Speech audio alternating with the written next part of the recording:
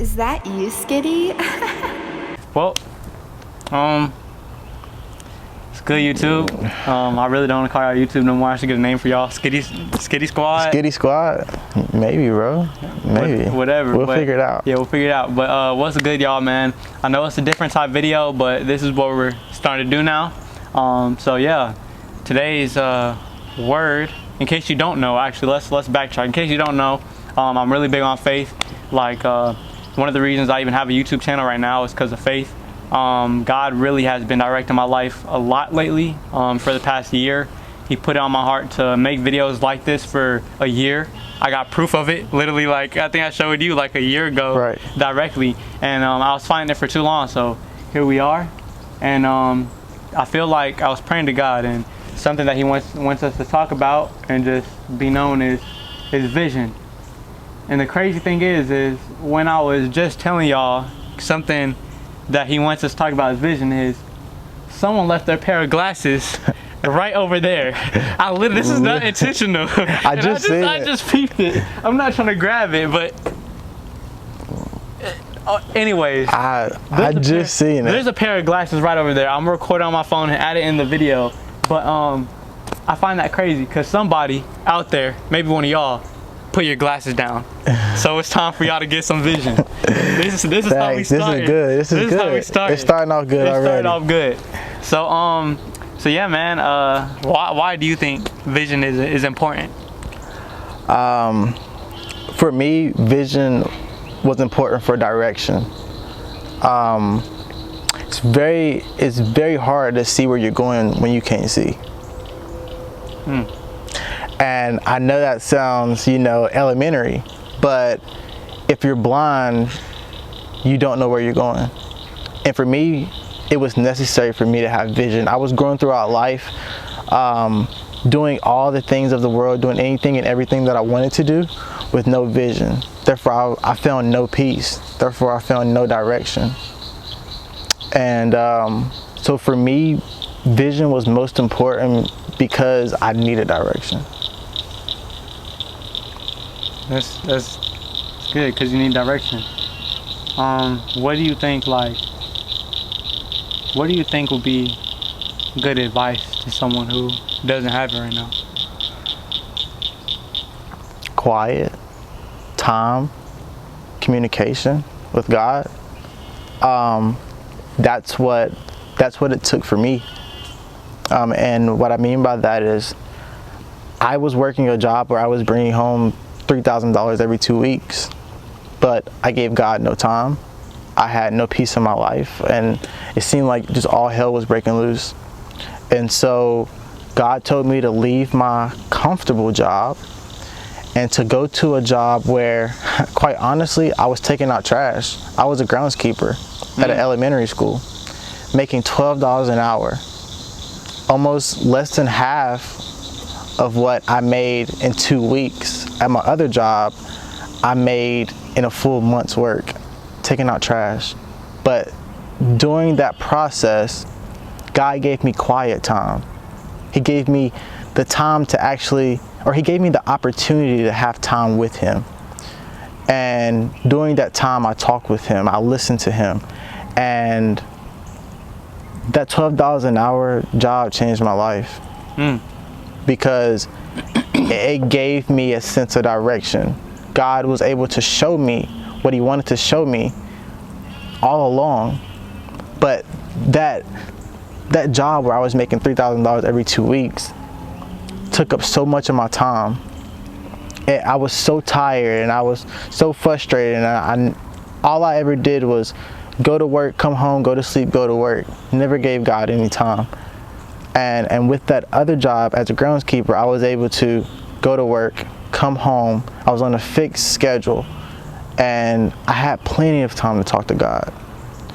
And during that time is where God revealed to me vision for my life. And that's good, bro. Like, I don't know if they saw it on there, but there was times where you was talking, or were talking, proper grammar, and like I got cause it unlocked something with me. And how you said, you took that lesser paying job and went down, I guess, for more time. I wasn't making 3,000 every 2 weeks or whatever. I was honestly making about like 500 at that moment. For me, it was good though. It was good, and I was making about like 10.50 an hour. And then I was praying to God, like I didn't feel comfortable at that state anymore. Like God, I feel like that's something, you know, this might turn into how to have vision now, because like God's put something in you, if you're watching this video right now too, that I know you just feel like there's more to life, or there's more to something. And that's how I was feeling at my $10.50 job. And like I prayed about it. And how to have vision, the first step that I would say is be obedient to God's next step. Or no, be obedient to the next step God has planned for you. Because I felt uncomfortable and I didn't know what to do. Fast. I fasted. And when I fasted, it was uncomfortable because I didn't want to be at that job no more. I knew God was telling me it's over, but I'm still going there every day until I got a clear vision on what He wanted me to do. So don't go out there lost. I might be going all over the place. I don't know if it's making sense. Because if I didn't know what He wanted me to do and I just felt uncomfortable and I just quickly left, I could have ended up over somewhere where I wasn't supposed to be. And I ended up praying about it, waited. And my sister told me, she was like, hey, I know you're into film. Have you ever thought about the movies? And she was like, they're hiring. I looked online. They were hiring. I'm not trying to put out these locations, but they were hiring in 3 different theaters, the same company in the city I'm in. And I prayed about it and I fasted, and He led me to this one area, which was a further distance than all the other ones to my house, but I went to it. And there, I really wanted to save this story for a different video, and it's gonna have its own different segment, but this is a little sneak peek, I guess, or something. But there is where I actually met, like, the story is so crazy. I met the pastor I used to watch online, and I didn't even know he was in my city. Yeah. And I was just getting a drink. And the thing is, that job that I took, mind you, this is how it reminded me, it was lesser pay. Yeah. You said you took lesser pay. Mine went from $10.50 to like $8. Yeah. And I was like, really? Yeah. But I was just making a drink with my head down, and I look up and I see this big pastor, taller than I think he's on camera. Yeah.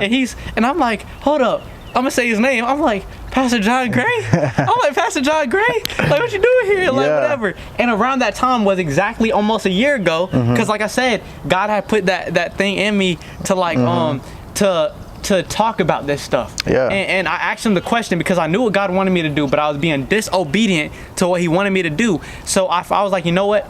I asked John Gray a question. I was like, I'm trying to start a YouTube channel. I want to do both things. My heart's leading me towards entertainment, but I know God wants me to get deeper into ministry. And I asked Him a question on ministry. And then there's when He put me in contact with my mentor now. Much love, mentor, man. You taught me a lot. Pastor Charles, if you're watching this, I appreciate you. Pastor Charles, and he ended up getting me involved in the church. And I met you. Yeah. And I don't know what gems y'all are getting from this. I don't even know where it's going, but I just thought about all that stuff as it was going. So I don't know. Be patient, fast. Listen to God's next step. Don't be in a hurry. I know, be uncomfortable. You have to, because your comfort zone is your danger zone. Ooh. The moment that you remain comfortable is the moment that you don't grow. I don't know if you know much about the bamboo tree. I don't know if you guys are picking up the scenery here, but we're out in nature. We're out here in God's creation. But the bamboo stalk spends 3 years of its life underground. But as soon as it breaks through the ground, it can grow an average of 2 inches every hour. It grows exponentially every hour. 2 inches an hour, and it took 3 years for it to break through the ground. Why am I saying that? I'm saying that to you guys because I want you to realize that once you see your vision, see God will give you the big picture with no details. He'll tell you what He has for you in life, but He'll also put you in situations to where you have to make decisions, where you have to go to Him, and where you have to rely on your discernment, where you have to stay in Him in prayer, because you're not going to know all the answers. Even if He told you all the answers, you wouldn't believe Him. And if He told you all the answers and you didn't believe Him, and then you're just going to walk lost and remain lost until you go back to him and seek that vision. So comfort zone is dangerous. I try to stay out of my comfort zone. I know we're kind of out of your comfort zone right now. Yeah. And we're here talking about something that is near and dear to your heart, near and dear to my heart. And I mean, I'm so happy that you asked me. And I don't know if I told you guys, but my name is Joe. Me and Skid met probably, I don't know. More than 2 weeks ago. It was about three weeks ago. But we met at a conference that changed both of our lives. Props to Pastor John Gray, bro, so serious, for hosting such an incredible conference. But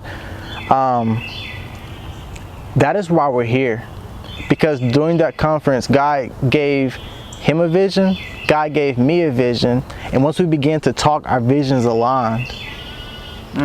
And when your vision aligns with someone, you keep them close, and you want to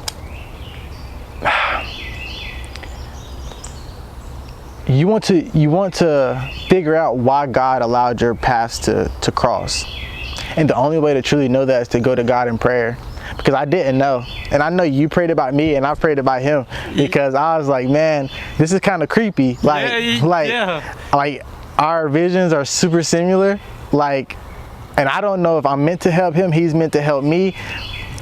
I didn't know what the purpose was, but I knew that there was a purpose. Yeah.